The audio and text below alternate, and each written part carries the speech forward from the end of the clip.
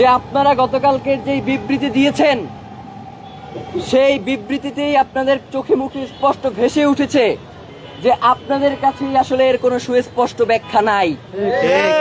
আপনারা এক এক সময় এক এক ধরনের কথা বলছেন। এই বলছেন খুনি ভারতে পালিয়ে গেছে, আবার এই বলছেন যে খুনি দেশে আছে। বাংলাদেশের গোয়েন্দা সংস্থার আসলে কাজ কি?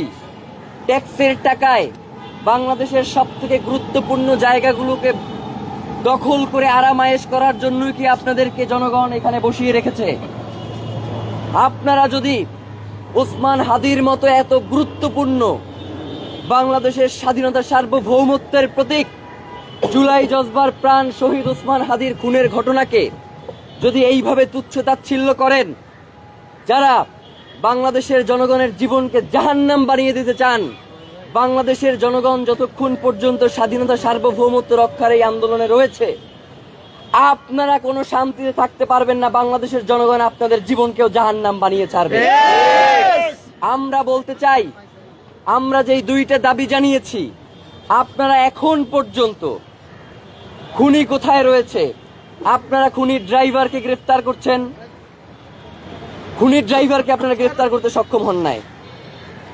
খুনির যে পিতামাতা রয়েছে, খুনির শ্যালক রয়েছে, এক এক সময় এক একজনকে উঠিয়ে নিয়ে আসেন এবং বলেন যে তারা আমাদেরকে পর্যাপ্ত তথ্য সরবরাহ করতে পারছে না।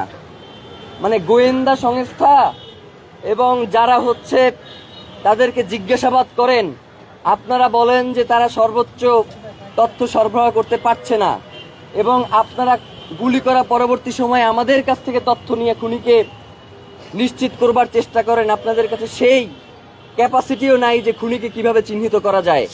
যতক্ষণ পর্যন্ত আমরা ইনকিলাব মঞ্চের পক্ষ থেকে আপনাদেরকে খুনিকে চিহ্নিত করে না দিতে পারছি, ততক্ষণ পর্যন্ত আপনারা খুনিকে চিহ্নিত করতে পারেন নাই।